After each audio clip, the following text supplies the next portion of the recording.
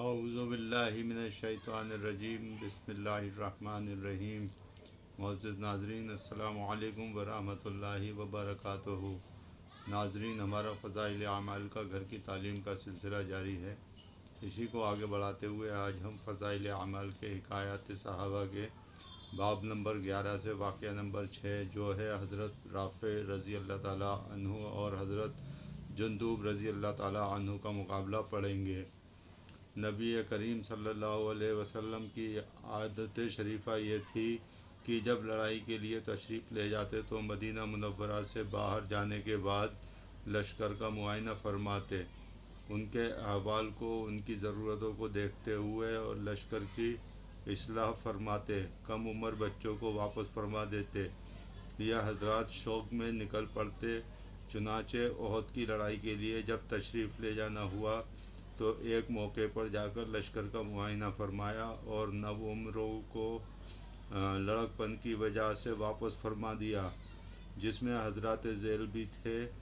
عبداللہ بن عمر رضی اللہ تعالیٰ عنہ ہے، زید بن ثابت رضی اللہ تعالیٰ عنہ، اسامہ بن زید رضی اللہ تعالیٰ عنہ، زید بن ارقم رضی اللہ تعالیٰ عنہ، برا بن عازب رضی اللہ تعالیٰ عنہ،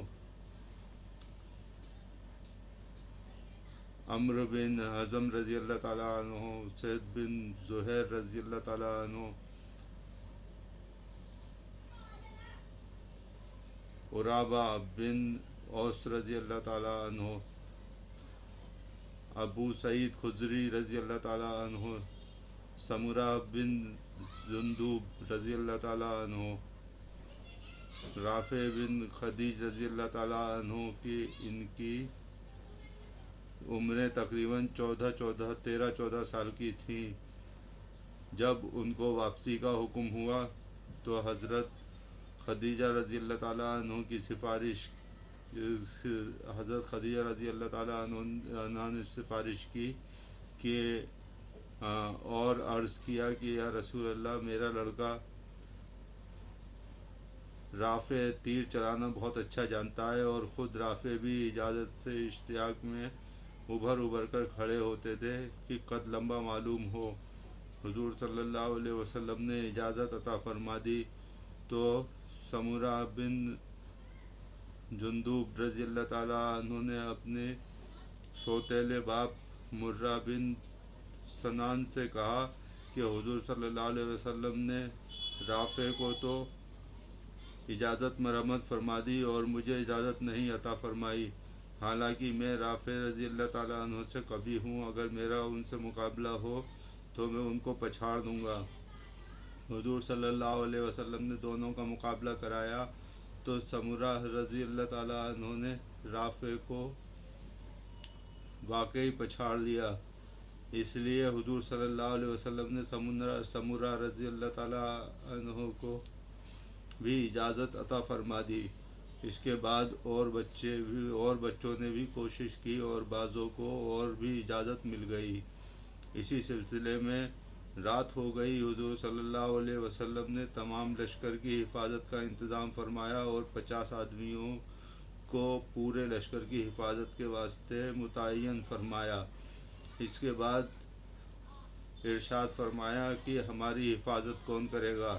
ایک صاحب اٹھے، حضور صلی اللہ علیہ وسلم نے فرمایا تمہارا نام کیا ہے؟ انہوں نے کہا ذکوان۔ حضور صلی اللہ علیہ وسلم نے فرمایا اچھا بیٹھ جاؤ۔ پھر فرمایا ہماری حفاظت کون کرے گا؟ ایک صاحب اٹھے، حضور صلی اللہ علیہ وسلم نے نام دریافت کیا، عرض کیا ابو صبا۔ حضور صلی اللہ علیہ وسلم نے فرمایا بیٹھ جاؤ۔ تیسری مرتبہ پھر ارشاد ہوا کہ ہماری حفاظت کون کرے گا؟ پھر ایک صاحب کھڑے ہوئے، حضور صلی اللہ علیہ وسلم نے نام دریافت کیا، انہوں نے عرض کیا ابن ابو القیس رضی اللہ تعالیٰ عنہ۔ حضور صلی اللہ علیہ وسلم نے ارشاد فرمایا کہ اچھا بیٹھ جاؤ۔ اس کے بعد تھوڑی دیر بعد ارشاد ہوا کہ تینوں آدمی آ جاؤ۔ تو ایک صاحب حاضر ہوئے، حضور صلی اللہ علیہ وسلم نے کہا کہ حضور صلی اللہ علیہ وسلم نے فرمایا کہ تمہارے دونوں ساتھی کہاں گئے؟ انہوں نے عرض کیا یا رسول اللہ، تینوں دفعہ میں ہی تھا۔ حضور صلی اللہ علیہ وسلم نے دعا دی اور حفاظت کا حکم فرمایا۔ رات بھر یہ حضور صلی اللہ علیہ وسلم کے خیمے کی حفاظت فرماتے رہے۔ فائدہ: یہ شوق اور یہ ولولے تھے ان حضرات کے کہ بچہ ہو یا بڑا، ہر شخص کچھ ایسا مست تھا کہ جان دینا مستقل مقصود تھا۔ اسی وجہ سے کامیابی ان کے قدم چومتی تھی۔ رافع بن خدیج رضی اللہ تعالیٰ عنہ نے بدر کی لڑائی میں بھی اپنے آپ کو پیش کیا تھا، مگر اس وقت اجازت نہ مل سکی تھی۔ پھر احد میں پیش کیا، جس کا قصہ ابھی گزرا۔ اس کے بعد سے ہر لڑائی میں شریک ہوتے رہے۔ احد کی لڑائی میں سینے میں ایک تیر لگا، جب اس کو کھینچا گیا تو سارا نکل گیا، مگر بھال کا حصہ اندر بدن میں رہ گیا، جس نے زخم کی صورت اختیار کر لی اور آخر زمانے میں بڑھاپے کے قریب یہی زخم ہرا ہو کر موت کا سبب بنا۔ یہ واقعہ لیا گیا ہے اسد الغابہ سے۔ حضرات، اسی طریقے سے فضائل اعمال کا گھر کی تعلیم کا سلسلہ آگے بھی جاری رکھیں گے۔ فی الحال آپ سے اجازت چاہتا ہوں۔ السلام علیکم ورحمۃ اللہ وبرکاتہ۔